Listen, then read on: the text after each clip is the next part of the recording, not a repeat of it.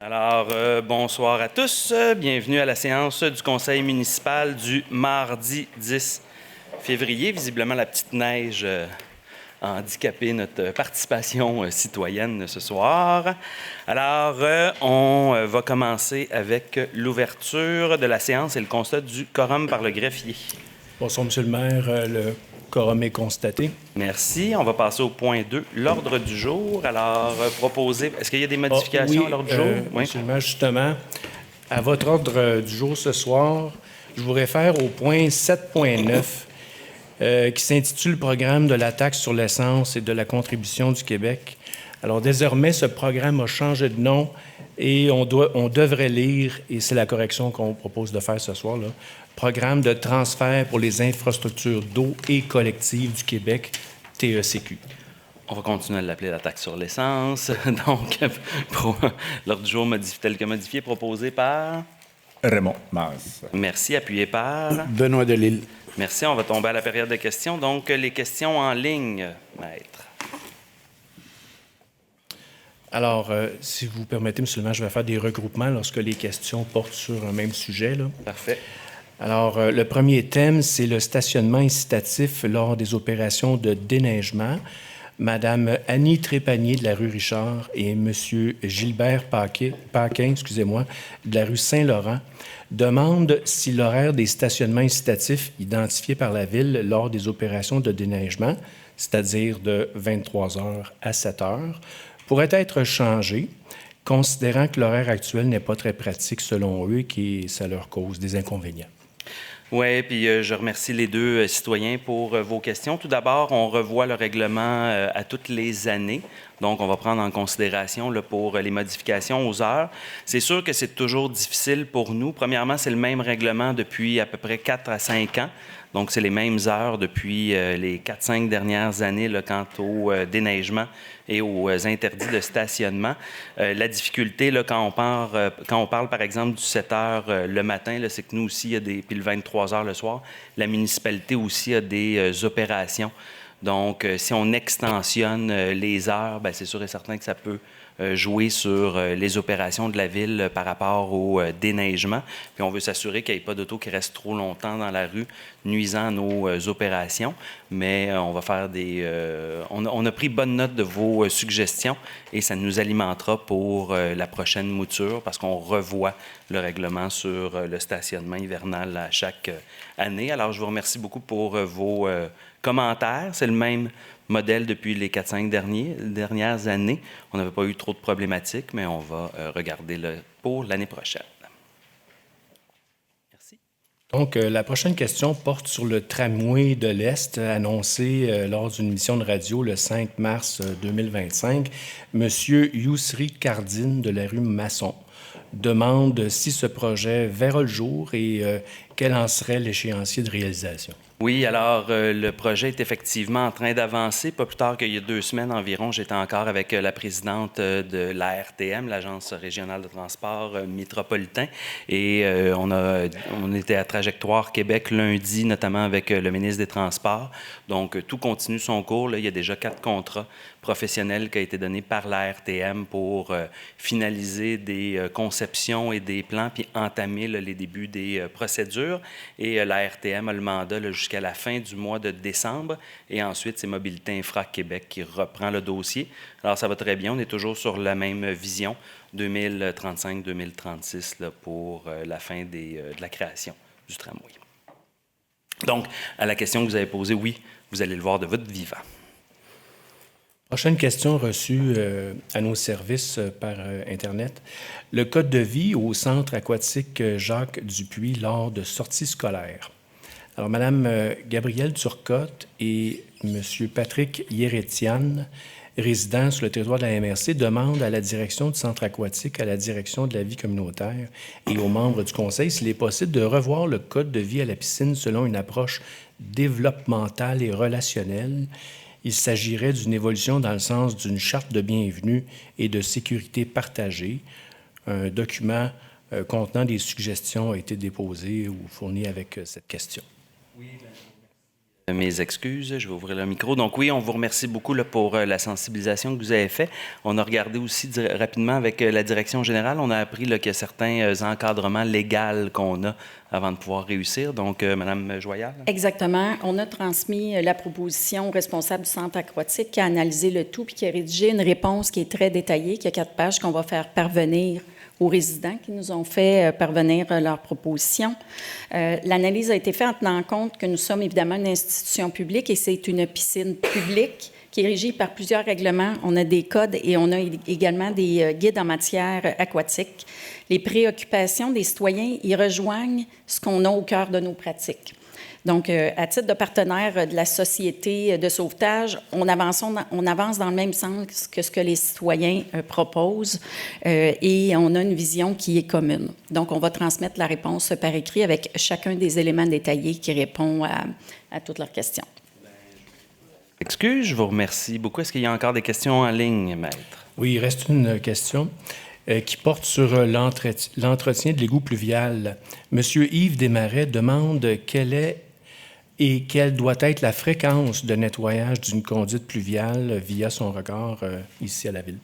Mme Joyal, est-ce que vous avez la réponse? Oui. Alors, les bonnes pratiques en matière d'entretien, c'est un programme sur 3-5 ans. Pour votre information, en 4 ans, on fait 133 %. Donc, la première année, on fait à peu près 3 000 regards. L'année subséquente, la même chose. On fait l'année suivante 2 000 à peu près regards et on retourne sur un 3 000. Donc, dans le fond, en 4 ans, on a fait le territoire au complet, puis un tiers à nouveau du territoire. Excellent. Merci beaucoup. Espérant que ça réponde à votre question. Ceci a épuisé les questions en ligne. On passe maintenant aux questions des gens présents dans la salle. Premier intervenant, M. Louis Bello.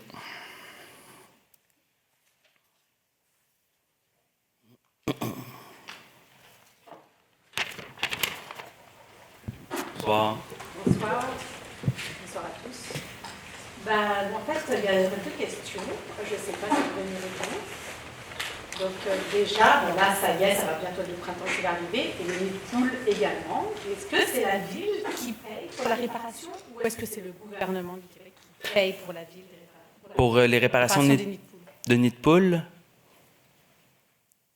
Oui. Oui, C'est c'est la paye, municipalité. c'est la ville ou c'est le gouvernement Québec? C'est la municipalité. Ah, d'accord, parfait. Donc, c'était pour savoir, parce que j'avais remarqué qu'il y en a de plus en plus là, mais ça, c'est partout, de toute façon. Et par exemple, mon auto, des fois, si je rentre sur un nid de poule et que ça abîme mon pneu, est-ce que c'est de ma faute? C'est à moi de payer de ma poche? Parce que ça me frustre un peu, là, parce que des fois, il y a des nids de poule un peu partout. Et si ça abîme ma voiture, qui est-ce qui va payer les frais? Oui, il y a c'est encadré justement au niveau réglementaire. Je vois que la directrice générale est en train de parler avec Maître. On va vous expliquer un peu la procédure parce qu'il y a un formulaire de réclamation qui est possible. Ah, d'accord. Parfait. Oui. Voilà. C'est Attendez, pas encore arrivé, mais je me demandais au cas où si ça arrive. Non, mais on va en profiter par exemple pour que Maître puisse expliquer le programme. Alors, je vous explique, il y a la possibilité de faire des réclamations lorsque une personne abîme sa voiture sur la chaussée. C'est un régime de responsabilité qui est encadré par la loi sur les cités et villes. Sur le site Internet de la Ville, vous pouvez aller chercher un formulaire de réclamation, sinon tout simplement nous appeler au service du greffe ou venir en personne ici à nos bureaux pour remplir un formulaire. Par la suite, on analyse qu'est-ce qui est recevable, le cas échéant, et on rend une décision sur une réclamation de la sorte. Parfait. Excellent. Un gros merci. Aussi, je voulais faire un autre commentaire. Parfois, je sens que ce n'est pas très juste. Là, c'est sûrement le système québécois. Je ne suis pas le seul. Il y a beaucoup de problèmes depuis plusieurs années aussi. Mais c'est parce que j'ai regardé une émission par rapport au nid de poule, justement. Ah oui, c'est sur Télé-Québec. Et puis, je pense que c'était en 2023 que j'avais vu ce documentaire-là qui était très intéressant. Et ça m'a donné la réflexion de me dire, j'ai le goût de... je ne fais pas ça pour nuire, là, mais voilà, je voulais juste faire ce commentaire-là parce que je trouve ça frustrant que, par exemple, quand je suis dans mon auto, donc, c'est ça. Moi, je ne prends pas toujours le transport. Pour aller à Montréal, c'est plus confortable des fois de prendre l'auto. Et par rapport à la plaque, je trouve que la place d'immatriculation a beaucoup augmenté. Je sais que c'est pas de votre mandat, et puis que, bon, mais je voulais comparer, par exemple, ma mère qui habite à la campagne, et l'augmentation du prix, c'est comme le double de différence. Pour moi, je paye le double par rapport à elle. Donc, je me demandais, est-ce que, voilà, c'est ça, on paye parce qu'on paye le transport, comment ça se paye? Parce que là, si on paye, si c'est la vie, par exemple, déjà qui paye les réparations pour une nid de poule, et puis là, pourquoi est-ce qu'à la campagne, c'est moins cher? Pourquoi ici? J'imagine qu'il y a plus de réparations. Mais c'est ça, je me suis dit, et ça devrait être l'inverse, normalement, parce qu'il y a beaucoup plus, c'est le gouvernement québécois ici qui doit participer aux réparations là, des rues. Mais c'est ça. Mais voilà, puisqu'on paye des taxes municipales, mais les réparations ne sont pas toutes faites comme il faut. Donc, on ne sait pas trop quelle est la solution. Ça ne marche pas toujours, là, au niveau de l'augmentation des prix et puis pour les taxes aussi. Donc, c'est ça. Je pense qu'il y a une partie, peut-être que... parce que moi, je paye plus pour le transport, par exemple, que quelqu'un qui est à la campagne. Et puis, c'est ça, j'ai beaucoup plus de problèmes dans les rues, mais ça demande plus de réparation, mais je ne sais pas trop... je voulais juste lancer ce commentaire-là, là, que je trouve qu'on paye quand même beaucoup plus cher. Je vais... mes excuses. Je n'ai pas beaucoup parlé aujourd'hui. Je vais faire la distinction, par exemple, parce que l'argent de plus sur les plaques d'immatriculation, tout d'abord, ça vient du fait qu'on est dans la communauté métropolitaine de Montréal. D'où la raison pourquoi, si des membres de votre famille sont à l'extérieur des 82 villes présentes au sein de la CMM, effectivement, leur taxe d'immatriculation va être moins élevée.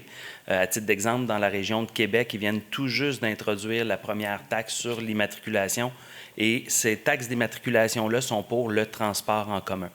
Donc, l'augmentation fulgurante qu'il y a eu dans la dernière année, la Ville de Repentigny était contre. Le conseil municipal s'était opposé à cette augmentation-là parce que l'augmentation provient du fait que le gouvernement du Québec, lui, s'est retiré du financement du transport en commun. Donc, il n'y a pas de lien à faire directement avec l'entretien des rues. L'argent l'argent qu'on utilise pour réparer les rues, c'est vraiment même la taxe foncière. C'est cette source de revenus-là qui nous permet d'acheter le matériel dans le budget d'opération pour les travaux publics pour faire les réparations de nids de poules. Mais le volet de la taxe d'immatriculation, donc sur le permis de conduire, ça, c'est vraiment une décision qui a été prise par le restant de la communauté métropolitaine de Montréal pour réinvestir dans le transport en commun. Ceci dit, il ne faut pas oublier, on a 600 millions de dollars de déficit à chaque année d'opération. Donc, même si on a augmenté la taxe sur l'immatriculation, il y a encore beaucoup d'argent à aller chercher pour qu'on puisse enfin partir un jour, une année, à 0 $ et pas à moins 600 millions. Donc, ça va être vraiment le défi des prochaines années, le financement du transport en commun, parce qu'on a des infrastructures qui sont vieillissantes. Puis en même temps, c'est frustrant pour les gens de Repentigny, parce que chez nous, on n'a juste même pas d'infrastructure. Donc, c'est le défi du dossier du transport en commun.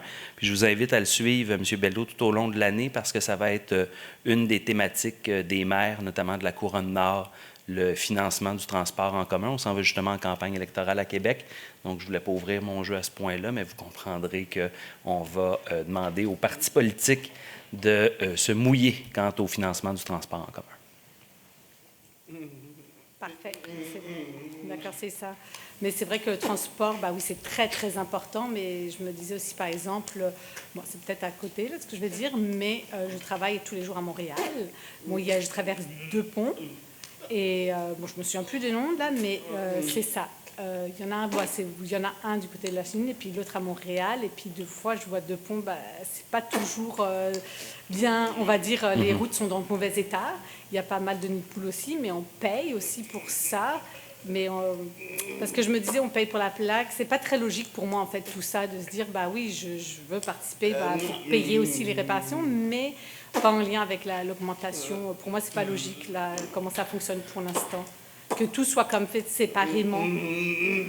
Donc, c'est ça. Moi, je pense que tout devrait être provincial et puis qu'ils payent la réparation des rues, etc. Mais bon, ça, c'était comme mon opinion, là, que je voulais exprimer.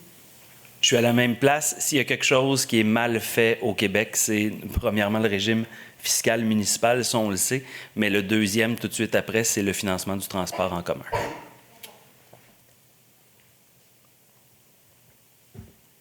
Oui, parfait. On aurait des bonnes discussions là-dessus. Merci. Prochain intervenant, M. Yves Lebrun.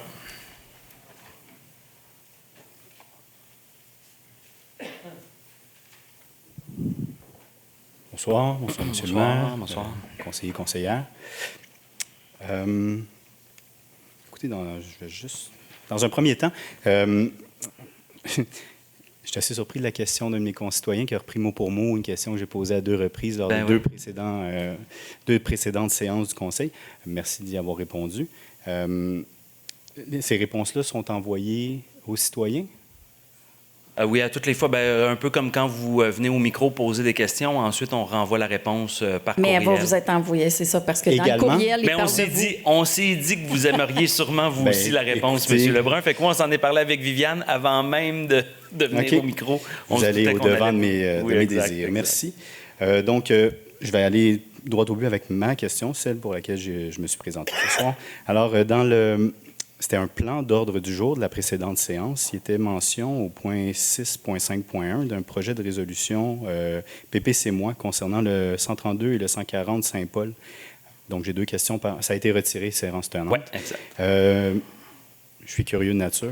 Donc, j'ai 2 questions par rapport à ça. De quelle nature était ce projet, PPC-moi, et pour quelles raisons a-t-il été retiré? À vrai dire, pour la nature, ça, malheureusement, étant donné que le point a été retiré légalement, je ne peux pas amener ce que Parfait. le CCU a fait. Fait que ça, je préfère être clair. Correct. Puis ensuite, de la façon que le processus marche, le CCU peut donner une recommandation favorable à un projet. Ça va au conseil, puis à l'ultime, c'est le conseil municipal qui décide s'il est pour ou contre. Puis des fois, il peut demander de retravailler le projet. Fait que c'est à peu près ce que je peux, je vous comprends. dire. Fait que ça a passé au CCU. Le CCU avait une recommandation qui était favorable, qu'il l'amène au conseil municipal. Puis je vous dis ça pour ce dossier-là, mais pour n'importe quel autre dossier. Tout ce que vous voyez, là, ça donne mal. Là. On n'a pas... L'urbanisme n'a pas travaillé fort ce mois-ci. C'est une joke, ils ont travaillé très fort. Ben non, Martin, c'est une blague. Mais oui. Mais il n'y a pas de dossier d'urbanisme. Mais normalement, lorsque vous voyez des dossiers d'urbanisme, ça a tout passé entre les mains du comité consultatif d'urbanisme. Et les élus sont minoritaires à ce comité-là. C'est partout au Québec comme ça. La loi est faite comme ça. Il y a toujours plus de citoyens que d'élus, pour que ce ne soit pas que les élus qui décident en matière d'aménagement du territoire, mais que la voix citoyenne ait une portée. Alors, ça a été une recommandation qui était favorable du comité consultatif d'urbanisme. Ça a monté au conseil municipal. On a préféré retirer le dossier. OK. Parce que c'est un terrain qui est en jachère. C'est 2 terrains qui sont en jachère depuis quand même un certain temps. J'étais quand même curieux de savoir ce qui allait se passer là. Ça appartient pas à la ville, pouvez-vous vous le dire? Ça, oui, je vous le confirme, c'est pas la ville qui c'est est un propriétaire. privé. Okay, Exact. parfait. Et l'avantage, puis M. Charbonneau-Majot en arrière peut vous en parler, l'avantage avec les PPC-moi, c'est qu'inévitablement, il y a une consultation citoyenne. Parfait. Donc, et ça, c'est important de le préciser, là, je vais en profiter. Quand on adopte un PPC-moi, ça ne veut pas nécessairement dire que la ville est d'accord avec le projet, dans le premier temps, mais avant de faire la consultation, il faut qu'on l'adopte en première instance. Une fois qu'on l'adopte en première instance, ça permet d'aller à la consultation populaire, puis ensuite, là, les élus, on entend qu'est-ce qui se passe, on entend les pour, les contre, quoi que ce soit, puis après ça, on peut revenir puis voter contre le projet, comme on a fait avec la rue Bertrand, où bien souvent, il y a des PPC-moi où personne venait à la consultation. Donc, là, quand on voit qu'il n'y a même pas de voisins autour qui viennent nous rencontrer pour être avec des commentaires positifs ou négatifs, on l'adopte à l'autre conseil municipal suivant, puis là, c'est réputé adopté. Et le médium de prédilection du conseil pour les avis de PPC-moi ou de consultation publique, ça va être Facebook, je présume? Non, c'est encadré par la loi. Notamment, là, il faut qu'il y ait un affichage sur le terrain. D'accord. Une pancarte sur le terrain là, pour montrer le terrain qui est visé. Puis même la loi là, nous empêche de le mettre sur le terrain d'à côté. Puis c'est un peu un enjeu qu'on avait eu notamment avec la rue Bertrand. Il y avait des gens qui disaient, mais tu sais, vous auriez dû le mettre à plusieurs places en ville pour nous dire que... Sauf que la loi est claire, il faut que ce soit sur le terrain qui est visé. Je ne peux pas aller le mettre chez le voisin, même si ça a l'air plus facile. Là. Alors, une chose menant à l'autre. Mais il y a de la communication, puis même des fois, c'est dans le journal local, puis OK. on a un babillard à l'entrée de la ville où il y a tous les avis publics, c'est sur le site de la ville. Fait qu'on Sur a le des- site de la ville. Oui, seulement. oui, on a OK. des obligations légales là, sur l'affichage. Parfait, parce que celui de la rue Bertrand m'avait échappé. C'est pour ça que je ne voulais pas échapper celui-là. Non. C'est tout. OK, merci beaucoup. Ça fait plaisir, merci.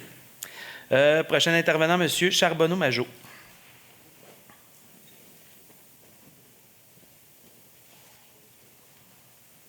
Bonsoir. Excusez. Ah oui, Bonsoir. non. Pas de trouble, même problème. On s'habitue. Oui, bien bonsoir, Monsieur le maire, Bonsoir. cher conseil. J'ai deux questions ce soir. D'abord, sur le... Oups. Sur le... Oui. Est-ce que ça fonctionne comme ça? Arrête le temps, Marie-Josée, s'il te plaît. Là. Donne-nous un 15 secondes qu'on reparte.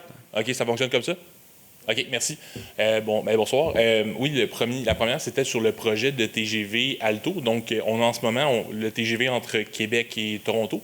Donc, en ce moment, il y a une consultation publique sur le corridor qui fait peut-être 20-30 km. Donc, 10 km de rayon c'est 10 km? OK. Ouais. Mais ça inclut Repentigny aussi. pour la phase 2. Là, la première phase, c'est de Montréal à Toronto. Ah, OK, pour la phase 2. On est la deuxième phase, nous autres, de Montréal à Québec. Ah, OK, parfait. Puis dans le fond, ce que j'ai vu cette semaine, c'est que ou la semaine dernière, c'était qu'il y avait certaines municipalités qui avaient demandé des consultations publiques, pas seulement sur le corridor, mais aussi sur le tracé final.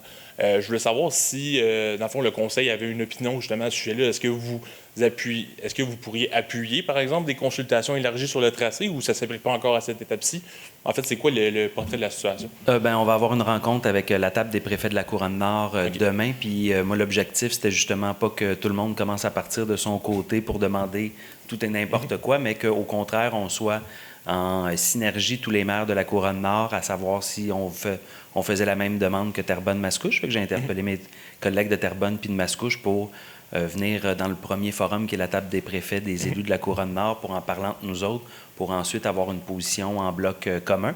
Parce que d'un autre côté, vous avez Mirabel qui demande une gare chez elle. Si tout le monde demande une gare, c'est plus un train à grande vitesse, c'est un train à grande fréquence. Oui. On n'est plus dans le même projet. Donc, c'est sûr que comment être contre des projets de transport en commun ainsi, ça fait à peu près 75 ans, si c'est pas plus, qu'on aurait dû avoir un train à grande vitesse au Canada. On a été un pays qui a été fondé par les chemins de fer et on est en retard d'à peu près 100 ans sur le restant de la planète. Donc, fait qu'à l'ultime, comment être contre la tarte aux pommes, maintenant, c'est la façon de le faire. C'est sûr que dans un projet de même, réussir à trouver le bonheur de tout un chacun, c'est complexe parce que ça doit être un train qui est en ligne droite le plus possible s'il va être en mesure de prendre sa vitesse. Mais moi, ce que je voulais, c'était surtout avant que tous les maires de la Couronne-Nord, que justement une rencontre pas plus tard que demain matin, qu'on s'entende sur la demande puis qu'on fasse bloc commun. Donc, si tel est le cas, là, d'avoir une consultation en bonne et due forme, au moins, on va être plus d'une 21 villes qui va prendre position de façon commune plutôt que tout un chacun là, de son côté. OK, parfait. Donc, ça, dans le fond, vous en parlez demain matin. Puis est-ce que ça peut prendre quelques semaines, quelques mois? Si on s'entend qu'on fait une demande commune, le temps de rédiger le communiqué de presse, puis d'ici la semaine prochaine, là, ça va être annoncé de notre côté. OK, Je vais parler aussi avec ma propre équipe pour être sûr que tout le monde soit à l'aise avec la position. Là. Parfait. Fait que dans le fond, on aura des nouvelles par les médias probablement dans les prochains jours. Ouais. OK, parfait. Merci beaucoup. Puis ma deuxième question concerne les terrains le long de la piste cyclable du boulevard Le Bourgneuf, donc la ceinture verte, où les numéros... Je me souviens plus des numéros de zonage. Bonne question. Là. Excusez-moi. Ah non, c'est bon. J'en tiendrai pas rigueur. Parfait, merci. Je voulais savoir, donc, en ce moment, avec le RCI qui est en place, que vous avez adopté, justement, à la suite de la mobilisation citoyenne, donc, il y a une consultation qui est prévue dans le cadre du plan d'urbanisme global, mais étant donné que les promoteurs ont démontré, justement, un intérêt à poursuivre leur projet, est-ce que le conseil municipal serait ouvert à réfléchir à la possibilité d'une consultation dédiée sur le sujet pour l'ensemble des terrains? Il faudrait regarder avec le conseil. C'est sûr que, tu sais, on est déjà normé, encadré, puis on a fait déjà 7 consultations publiques. Moi, je pense que le mieux par rapport à ça serait justement la dernière consultation publique qu'on a sur le dossier, puis prendre le temps à travers ce moment-là pour avoir ce type d'échange-là. Si je me fie aux 7 dernières consultations qu'on a faites, là, de la façon que c'est organisé, on a le temps de parler de tout un chacun de nos aspirations ou quoi que ce soit. Je veux juste faire attention, puis c'est pour ça qu'on va se reparler entre nous autres, parce que je veux pas non plus qu'on crée une brèche dans le sens où, après ça, par exemple, la QDR, l'Association québécoise des retraités côté que j'adore, bien là, va me demander une consultation spéciale sur les RPA le long de... Fait que, vous voyez un peu le style, mais on a déjà un bon... puis j'ai donné ça comme exemple, mais ça pourrait être n'importe quoi d'autre. Là, c'était, vous comprenez où est-ce que je veux aller. Donc, c'est sûr que juste à travers la rencontre finale qu'il y avait, c'est déjà le meilleur forum pour venir s'exprimer puis parler de ça. Tu sais, je vais donner un exemple. Par exemple, là, M. Lebrun, tantôt, qui parlait du projet sur Saint-Paul. Bon, s'il y a des gens qui veulent venir pour parler de ce projet-là, bien, cette dernière rencontre-là va être le moment d'amener toute cette vision-là par rapport à tous les grands secteurs de la ville. Mais laissez-nous regarder, puis on va revenir assez rapidement. De toute façon, là, on a encore du temps là, avant l'adoption du plan d'urbanisme. Tant que le plan n'est pas adopté, la RCI est en vigueur. Là. Donc, ça, il n'y a pas de permis qui est donné tant ou si longtemps qu'on n'aura pas fait la dernière consultation. Pour le bénéfice de tous, parce que je sais que vous avez rencontré dernièrement les promoteurs qui sont arrivés avec un autre projet qu'ils voulaient soumettre, mais c'est sûr et certain qu'ils savent très bien que tant que le plan d'urbanisme n'est pas adopté, pour le moment, c'est une discussion à haut vol, si je peux m'exprimer ici. Là. Oui, tout à fait. Puis c'est qu'il y avait une vision, puis je pense que dans un cadre démocratique, c'est important de laisser tous les partis pouvoir s'exprimer. C'est pour ça que je vous posais cette question-là sur la consultation. Oui, puis même les promoteurs. Hein? Tu sais, quand on a fait nos séances de planification, les 7 séances pour le plan d'urbanisme sur 4 ans, il y avait des gens de la société civile, des organismes communautaires, des entrepreneurs. Fait que c'est pour ça que des fois, d'avoir une consultation spécifique tue l'esprit d'esprit collectif. C'est le fun quand on a des gens qui n'ont aucun rapport avec le dossier, qui se pointent et qui disent, ben toi, tu parles de ça, le promoteur dit ça, moi, j'ai une autre vision. Fait que c'est là où, des fois, d'avoir ces réunions-là, ces dernières consultations-là, en plus grand groupe, plus démocratiquement, permet un meilleur échange d'idées. Fait qu'autant on a eu des séances de préparation du plan d'urbanisme où il y avait des promoteurs qui venaient, ils nous proposaient des affaires. On le sait bien à l'ultime qu'on n'irait pas là, mais il y a des promoteurs qui se sont essayés puis qui ont dit, nous autres, on aimerait ça des tours de 30 étages tout le long du fleuve, tu sais. Fait que, parce qu'ils ont connu une ancienne équipe politique qui aimait ça, ce genre de projet-là. Mais ils ont le droit de venir à consultation puis de l'exprimer. Fait qu'après ça, c'est de réussir à trouver le moment pour que tout le monde puisse échanger. D'où ma question, là, justement, c'est à la suite des promoteurs, c'est pour qu'il y ait aussi la chance de se faire entendre. Exact. Puis ça m'amène à une autre question sur le PPC Moi avec la question de M. Lebrun. Donc, juste pour clarifier, si je comprends bien, en fait, est-ce que vous disiez que le conseil municipal, dès qu'un PPC Moi, peu importe par qui, là, donc dès qu'un PPC Moi, le conseil, dans le fond, c'est par souci d'équité qu'il adopte la première mouture pour permettre aux citoyens ensuite de... Oui, normalement, on l'accepte. Dans ce dossier-là, il y avait des trucs particuliers qui faisaient qu'on s'est dit que d'avant d'aller en consultation publique, il y avait certaines choses peut-être à réfléchir ou à voir. Je ne peux pas aller plus loin que ça légalement. Mais comme on s'était dit, par exemple, quand on avait adopté la première mouture du PPC Moi pour le projet Bertrand en juillet de l'année dernière, on n'aurait pas pu aller en consultation publique tant et aussi longtemps qu'on n'approuvait pas la première lecture du PPC Moi. Donc, c'est un peu comme un projet de loi. Il y a 3 lectures. Dans le cas des PPC Moi, on a 2 lectures, une première, ensuite la consultation, puis à la fin, c'est la dernière lecture et approbation. Fait que c'est là que ça nous permet au moins d'aller rencontrer les gens de façon plus officielle, encadrée par la loi. Oui, c'est ça. Fait que, non, c'est tout. Okay. Tout ouais. Oui, c'est ça. Donc, dans le fond, peu importe le projet, je ne parlais pas d'un projet particulier, mais peu importe le projet, lorsqu'il passe en PPC Moi, c'est une question d'équité de voter pour laisser les citoyens pouvoir se prononcer. C'est un petit peu ça ou je ne veux pas interpréter? À vrai dire, toutes les fois qu'il y a un PPC Moi, il y a une obligation de consultation. C'est automatique. Ça vient avec. 95, c'est pas 99% des PPC Moi qu'on a passés, il n'y avait personne dans la salle. Des fois, une personne ou 2, bien souvent le promoteur ou un voisin qui voulait plus voir qu'est-ce qui se passe. Mais c'est ça. Dans le cas des PPC Moi, le comité consultatif d'urbanisme, comme toutes les autres, approuve. Donc ça, on n'est pas majoritaire. Ça tombe à l'ordre du jour du conseil. Puis là, quand c'est un cas de PPC Moi, c'est sûr qu'on vote en première instance pour qu'après ça, ça aille en consultation. Puis ensuite, selon la nature de la consultation, en deuxième instance, là, on décide si on est pour ou contre le projet. OK, excusez, parce que je voulais juste être sûr de comprendre. Est-ce que ça se pourrait que le conseil vote contre? Je ne connais pas ce projet-là, mais est-ce que, ou peu importe le PPC Moi, est-ce que le conseil pourrait théoriquement voter contre un projet en première lecture? Ben, c'est que si on vote contre en première lecture, il n'y a même pas de consultation citoyenne. Fait que c'est un peu complexe. Puis là, ben, tu sais, le comité consultatif, vous me direz si je erre, maître, mais le comité consultatif approuve. Fait que c'est sûr qu'il l'envoie au conseil, puis nous, ben légalement, puis de façon, comment dire, transparente, ben c'est sûr que si on veut aller en consultation publique, la première étape, c'est de l'approuver en première lecture pour ensuite faire la consultation, voir qu'est-ce que il y a le pouls le pouls des citoyens. Parce que si on vote contre tout de suite, on n'a même pas eu de discussion, puis on aurait peut-être passé tout le monde à côté d'un beau projet. Là. Monsieur Buteau? Non, ça va. Ça répond. C'est bon, mais merci beaucoup. Ça fait plaisir, merci. Dernier intervenant, M. Jean Langlois.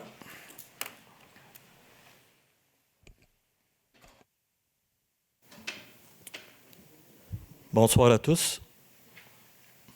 Bonsoir. Écoute. Vous savez, moi, ça fait longtemps que j'habite dans le Boisé, puis Mme Joyal a répondu à la question quand je posais la question sur le pont d'étagement à Brien. Aussitôt qu'après le pont Rivet, ça avait été mentionné que la priorité était donnée de faire le pont d'étagement à Brien. M'avait répondu, Mme Joyal, que les plans de vie vont être présentés en 27, puis il y aurait des débuts de travaux en 28, en moins d'un changement de gouvernement, puis ça fait plus partie des plans, puis on connaît la suite. Y a-t-il urgence d'agir? Parce que moi, dans mes 40 années que je passe là, de façon quotidienne, je la vois, la détérioration. Puis, il y avait une inquiétude du ministère des Transports du Québec. Le ministère des Transports du Québec le suit sûrement à l'œil, ce pont d'étagement-là. Puis, surtout, ma préoccupation, c'est avec le projet Avancia, qui touche la terre de 6 millions de pieds carrés, le pont d'étagement industriel, plus le pont d'étagement Brien. Il va y avoir beaucoup de volume, ce côté-là. Ben, Y a-t-il urgence d'agir pour le pont d'étagement Brien? Puis y a-t-il un rapport, ma question sera la suivante, y a-t-il un rapport qui a été déposé par la MTQ en rapport à la dégradation du pont d'étagement Brien? Si c'est le cas, je vais faire la demande par la présente, par l'accès à l'information, pour l'obtenir. Merci. Ben, la bonne nouvelle, c'est qu'on va justement avoir un nouveau pont pour un nouveau quartier, fait que c'est génial. Madame Joyal. Le pont est de responsabilité du ministère des Transports, donc ils ne nous transmettent pas l'ensemble de leur documentation. Si nous, on a des opérations au niveau, par exemple, du recouvrement, donc du bitume, on va le faire, mais tout le reste, c'est vraiment de leur côté. S'ils ont des préoccupations importantes, ils vont nous expliquer qu'ils vont mettre, par exemple, l'interdiction de surcharge et ces éléments-là. Pour le moment, ce n'est pas le cas. Depuis le viaduc de la Concorde, le ministère des Transports du Québec suit ça. Si jamais il y avait une urgence qui était nationale, il s'en occuperait. Puis il y a aussi le pont du Souvenir à Laval. C'est une préoccupation qui se doit aussi d'être faite par M. Delisle puis M. Delage, parce que c'est le quartier que vous représentez. On a des citoyens qui travaillent des deux parts, puis Jennifer, de votre côté aussi, du côté industriel. Fait que c'est la question aussi que je me pose, vu que le pont d'étagement industriel n'a seulement qu'une voie, qu'avant ça, on voit qu'il y a 2 projets de 12 puis 11 étages. C'est le balbutiement du projet. Ça va amener un volume. Est-ce qu'il y aura aussi le questionnement de savoir, y a-t-il un élargissement du pont industriel? Bien, pour le moment, non. Pour le moment, non. Non, OK. Ma deuxième question, c'est un contrat de gré à gré. Je me questionne. Contrat de gré à gré. Je suis tombé sur 2 contrats sous votre administration, puis je suis étonné du choix que vous avez effectué. J'aimerais vous poser la question suivante concernant la sélection de l'entreprise que vous avez arrêté votre choix.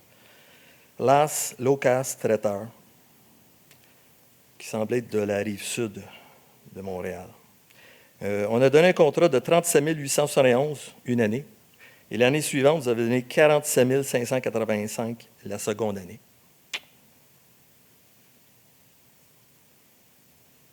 Je trouve ça étonnant que l'on donne ça à une firme de la Rive-Sud. Alors, la question est la suivante. À quelle raison qu'avez-vous donné ce contrat-là à quelqu'un de la Rive-Sud? Et y a-t-il eu, dans l'entente gré à gré, y a-t-il eu des invitations dans tout ça? Là? Des invitations? Une invitation ou c'est gré à gré directement à cette firme-là? Pour répondre à votre question, c'est le party des employés de la ville. Fait qu'il faudrait peut-être demander aux organisateurs qui sont les syndicats. C'est les syndicats qui Ben, décident il y a un comité d'organisation là, des employés de la ville pour le party des employés. Fait que vous comprendrez qu'au niveau de la mairie, si les employés ont décidé que c'était ça qu'ils voulaient, on traite bien nos employés. On commence pas à se battre là, pour savoir les petits fours, ils viennent de où. Fait que vous ne pourriez pas Mais savoir combien il y a d'entreprises qui ont soumissionné là-dessus? Puis... Ce que je suggère, c'est que oui, on va vous revenir sur avec l'information, hein, Maître Desrochers. Au niveau de ce qui a été fait, c'est que le contrat, il comprenait les stations de nourriture, mais également tout le service. Donc, au lieu d'embaucher à côté les employés qui font le service et tout ce qu'il y a, le tralala au niveau pas de la nourriture, mais de la vaisselle, et etc., tout était compris. Donc, ici, aux alentours, il n'y avait aucune compagnie qui pouvait fournir ce qu'on avait besoin pour ce moment-là. Puis depuis qu'on est arrivé en poste, bien, on a rehaussé les critères justement pour l'achat local, puis on a bonifié tous les appels d'offres pour les contrats pour l'achat local. C'est justement l'achat local, parce que moi, je me souviens, dans mon passé, on avait même amené la carte CRAL, la carte repentignace d'achat local. On préconisait de pouvoir valoriser l'achat local. Vous-même, vous parlez d'achat local. On a Agrotech, mais c'est pour ça le questionnement. Comment ça fait que 2 années de suite qu'on s'en va sur la Rive-Sud, là, vous dites c'est le syndicat. Bon, c'est la réponse que vous nous donnez.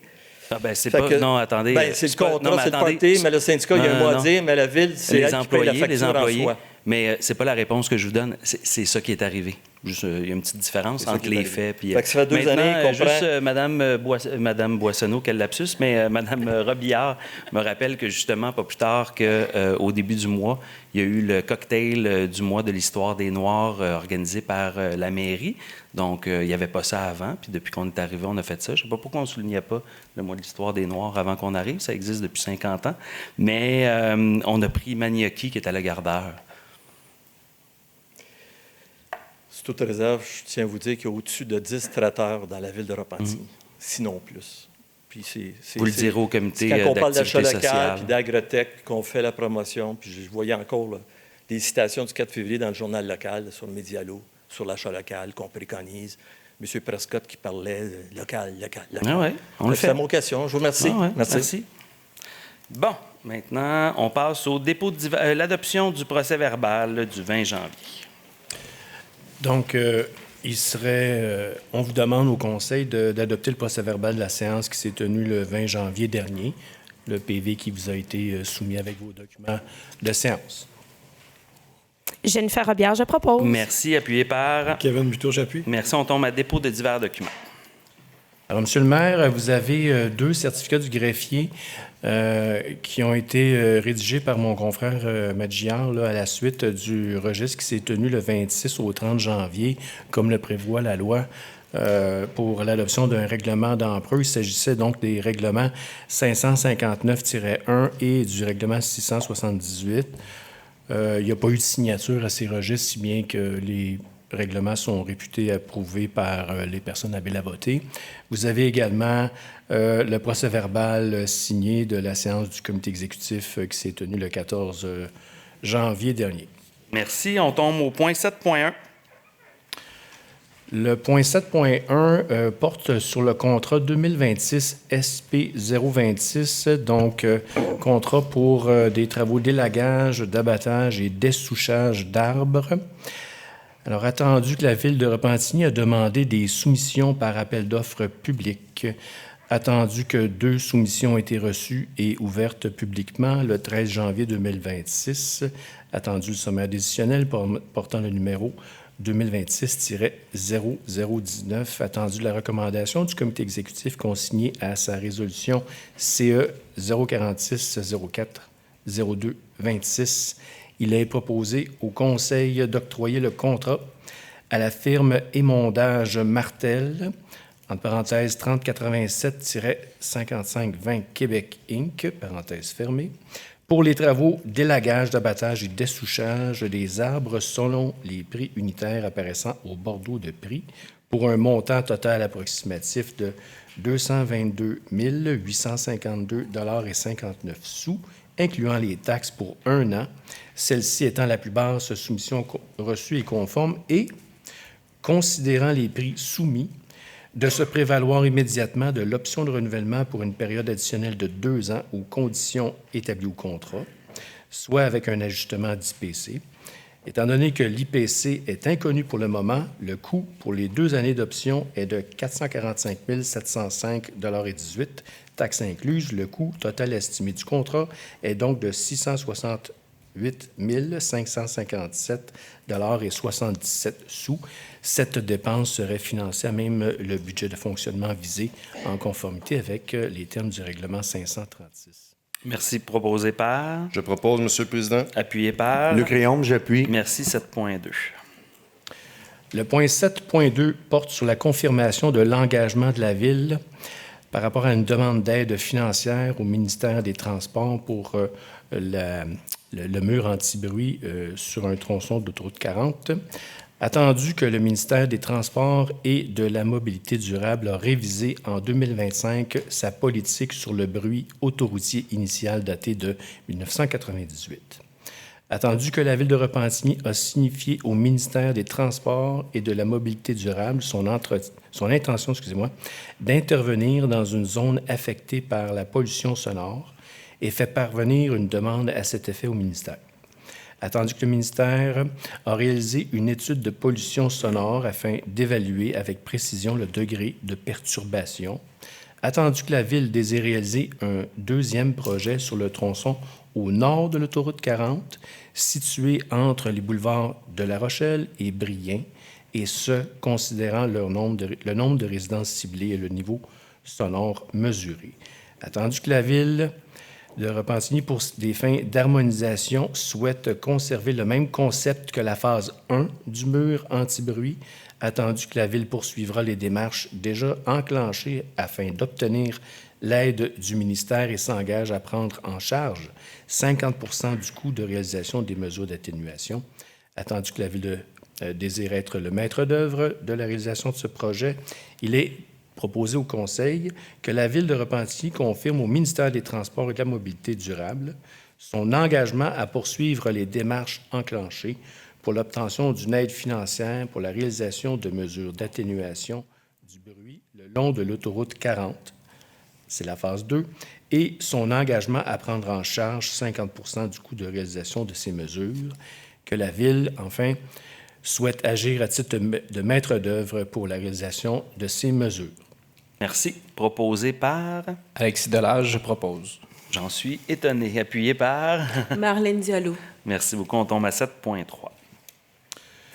Donc, Monsieur le maire, les 3 prochains points, le point 7.3, 7.4 et 7.5, je fais juste une petite parenthèse d'explication pour dire qu'il y a un règlement du gouvernement qui existe depuis le mois de mars 2025, qui est encore en vigueur, qui s'appelle « Règlement imposant des conditions à l'attribution de certains contrats d'approvisionnement par des organismes municipaux », qui fait en sorte que lorsqu'on veut renouveler, par exemple, une licence informatique auprès d'un fournisseur qui n'a pas d'établissement au Québec, mais seulement aux États-Unis, ça doit être autorisé, ça, par le conseil municipal, indépendamment du montant.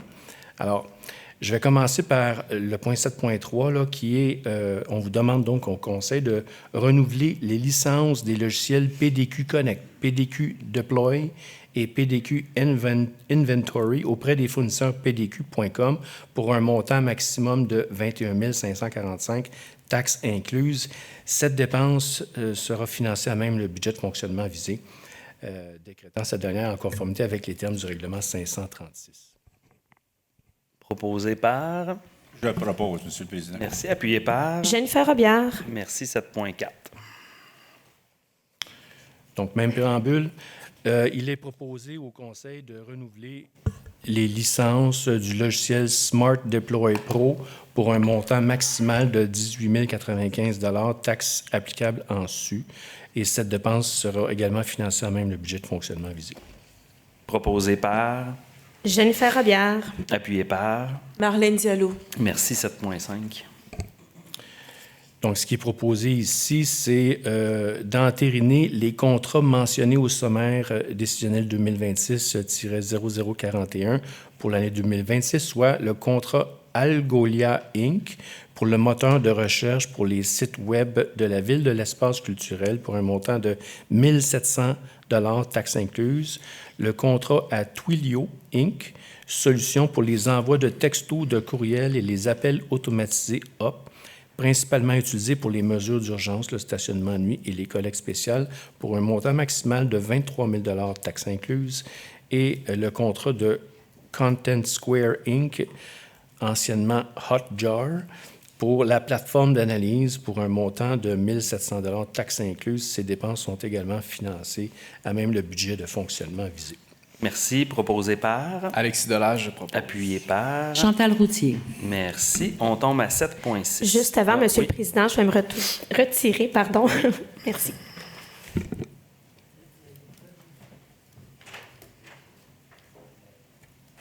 On dénote le retrait de Mme Robillard.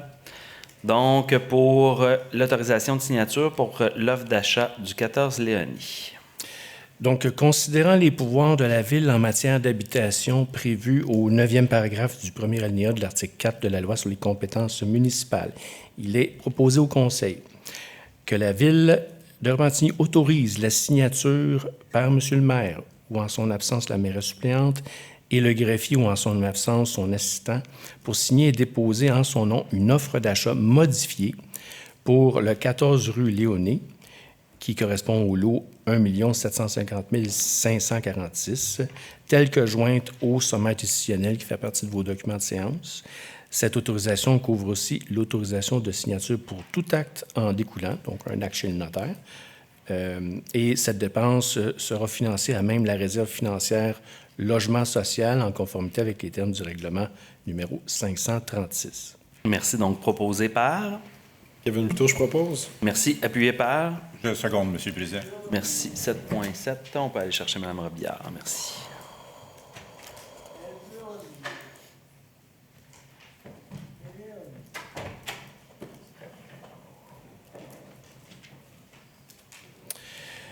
Oui.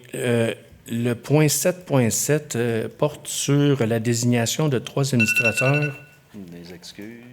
au conseil d'administration pour la couronne nord du réseau de transport métropolitain. Alors, attendu que conformément aux articles 24 et suivants de la loi sur le réseau de transport métropolitain, le réseau est administré par un conseil d'administration composé de 15 membres, dont 4 membres doivent être désignés par les municipalités locales de la couronne nord. Attendu que sont les dispositions de l'article 26 de la LRTM, les maires de chacune des municipalités convoquées doivent déposer au plus tard au début de la réunion des maires des municipalités locales de la couronne nord une résolution de leur conseil municipal respectif qui indique le nom des candidats qu'ils proposent en regard du poste à combler. Donc, il est proposé au Conseil d'appuyer le renouvellement des mandats respectifs de Mathieu Traversy et Lisa Poulain et d'appuyer la candidature de Marc Lamarre pour les postes d'administrateur au Conseil d'administration du réseau de transport métropolitain. Merci. Donc, proposé par? Luc Réaume, je propose. Merci. Appuyé par? Et Martine Roux, j'appuie. Merci. On tombe à 7.8. Le point 7.8 porte sur l'appui à une demande de l'UMQ concernant une position sur l'abolition du programme de l'expérience québécoise et les restrictions au programme des travailleurs étrangers temporaires. Donc, il serait proposé au Conseil que la Ville de Repentigny appuie les demandes de l'UMQ en immigration, soit de demander au gouvernement du Québec la mise en place d'une clause de droits acquis pour les orphelins du PEQ, au gouvernement du Canada la mise en place d'une clause de droits acquis pour les travailleuses et travailleurs du PTET déjà au pays, également des mesures transitoires claires et flexibles permettant aux entreprises de conserver les travailleuses et travailleurs étrangers déjà en poste et d'en recruter où les besoins sont critiques. Ensuite, le rétablissement du processus de traitement simplifié et enfin, des solutions réellement adaptées aux besoins des PME québécoises. Cet appui serait transmis à la liste des personnes qui fait partie de votre projet de résolution. Excellent, merci. Donc, proposé par? Jennifer Robillard. Merci, appuyé par? Karine Benoît, j'appuie. Merci, 7.9. Ah ben merci, c'est gentil. Merci. Donc, le point 7.9, comme je l'ai indiqué au moment d'adopter l'ordre du jour ce soir, là, il y a une petite erreur dans le titre. On devrait lire « Programme de transfert pour les infrastructures d'eau et collectives du Québec ». Donc, il s'agit d'approuver une programmation qui est une exigence en vertu de ce programme de subvention. Attendu que la Ville de Repentigny a pris connaissance du guide relatif aux modalités de versement de la contribution gouvernementale dans le cadre du programme de transfert pour les infrastructures d'eau et collectives du Québec, TECQ, pour les années 2024 à 2028. Attendu que la Ville de Repentigny doit respecter les modalités de ce guide qui s'applique à elle pour recevoir la contribution gouvernementale qui lui a été confirmée dans une lettre du ministre des Affaires municipales et de l'Habitation. Attendu que la Ville de Repentigny s'engage à respecter les modalités du guide qui s'applique à elle. Attendu que la Ville de Repentigny s'engage à être seule responsable et à dégager le gouvernement du Canada et le gouvernement du Québec, de même que leurs ministres, hauts fonctionnaires, employés mandataires, de toute responsabilité quant aux réclamations, exigences, pertes, dommages et coûts de toutes sortes ayant comme fondement une blessure infligée à une personne, le décès de celle-ci, des dommages causés à des biens ou la perte de biens attribuables à un acte délibéré ou négligent découlant directement ou indirectement des investissements réalisés au moyen de l'aide financière obtenue dans le cadre de ce programme.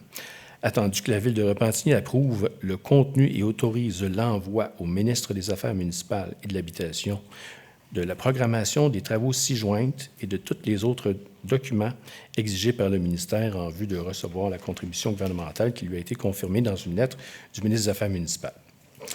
Il est donc proposé au Conseil d'approuver la programmation de travaux initiale version 1 jointe au sommet décisionnel 2026-047 et que la Ville de Repentigny s'engage à déposer annuellement une mise à jour de sa programmation des travaux durant la période du 1er octobre au 15 février, inclusivement. Que la Ville de Repentigny s'engage à réaliser les investissements autonomes qui lui sont imposés pour l'ensemble des 5 années du programme. Que la Ville s'engage à informer le ministère des Affaires municipales et de l'Habitation de toute modification qui sera apportée à cette programmation des travaux approuvée par la présente résolution. Enfin, que la Ville de Repentigny mandate Mme Saint-Pierre, directrice adjointe au service de la gestion des infrastructures et des eaux, pour représenter la Ville dans toute négociation et autres discussions dans le cadre de l'approbation du TECQ. Voilà. Merci beaucoup. Donc, proposé par... Je propose, M. le Président. Appuyé par... Chantal Routier. Merci. On tombe à 9.1. Donc, le point 9.1 est dans la rubrique pour les mouvements de personnel cadre. Il s'agit donc des mouvements qui sont survenus entre la période du 3 décembre 2025 au 3 février 2026. Il est proposé au Conseil d'approuver les mouvements de personnel cadre, notamment, soit d'approuver la nomination de Nathalie L'Espérance au poste permanent, d'adjointe à la direction, service à la clientèle et administration, classe 5, échelon 8, au service de la vie citoyenne à compter du 9 février 2026. D'approuver la réintégration de Marcel Leblanc au poste temporaire de contremaître, classe 5, échelon 8, au service des travaux publics, division voirie et entretien des réseaux, ce du 1er janvier au 1er mai 2026.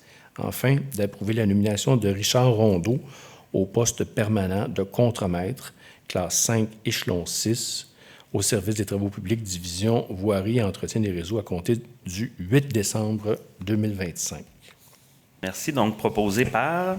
Éric Lepage. Merci. Appuyé par... Marlène Diallo. Merci. On tombe dans les avis de motion et présentation des projets de règlement 10.1.1.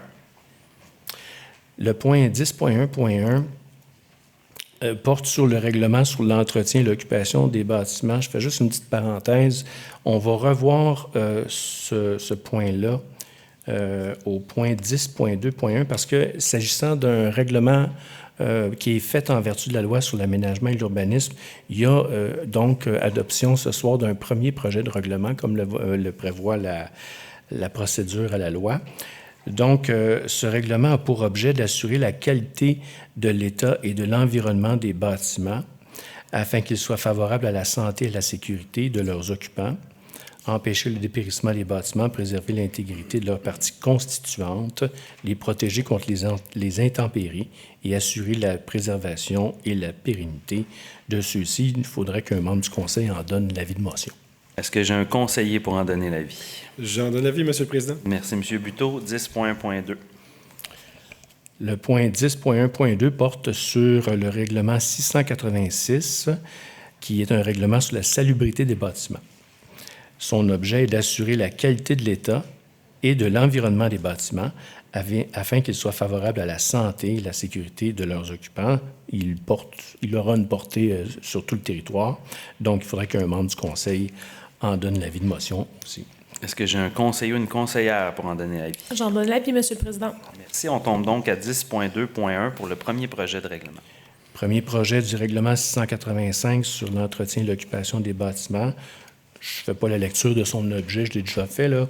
Donc ici, il serait demandé au Conseil d'adopter le premier projet de règlement numéro 685, règlement sur l'entretien et l'occupation des bâtiments.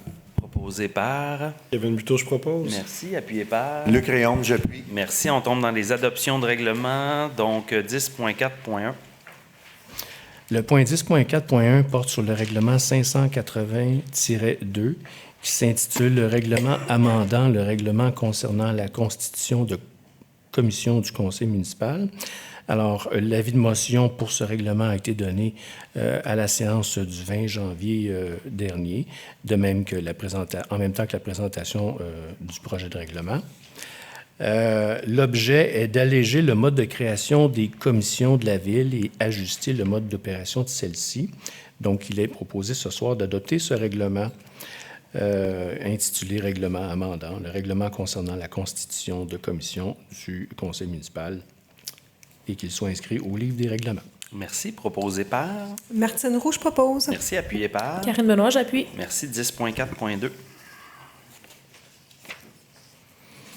Le point 10.4.2 porte sur l'adoption du règlement 682 qui s'intitule « Règlement concernant le régime supplémentaire de retraite des employés de la Ville de Repentigny ». L'avis de motion pour ce règlement a été donné à la séance du 20 janvier dernier, en même temps que la présentation du projet de règlement. Son objet est de créer un régime supplémentaire de retraite conformément afin de compenser l'effet de l'application des limites fiscales aux prestations prévues au régime de retraite en vigueur. Donc, il serait proposé d'adopter le règlement 682 qui s'intitule « Le règlement concernant le régime supplémentaire de retraite des employés de la Ville de Repentigny ». Merci. Proposé par... Benoît Delisle. Merci. Appuyé par... Éric Lepage. Merci. 10.4.3.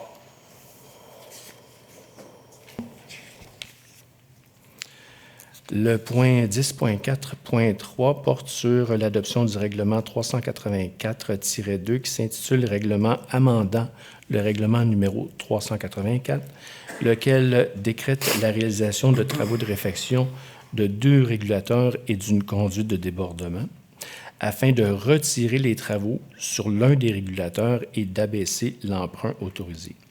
Alors, avis de motion de ce règlement a été donné à la séance du 20 janvier, en même temps que sa présentation, à titre de projet. L'objet de ce règlement est de retirer les travaux prévus à un second régulateur et diminuer en conséquence les dépenses de l'emprunt autorisé. La portée, c'est tout le territoire.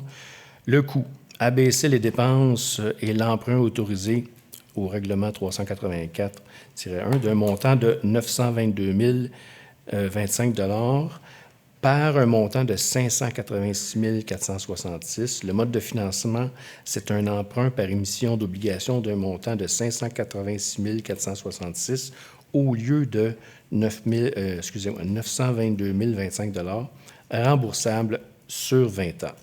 Le mode de paiement et de remboursement, c'est une taxe foncière spéciale imposée à tous les contribuables sur la base de la catégorie et de la valeur imposable des immeubles au rôle d'évaluation en vigueur, et ce pour toute la durée de l'emprunt. Merci. Proposé par... Karine Benoît, je propose. Merci. Appuyé par... Chantal Routier. Merci. 10.4.4.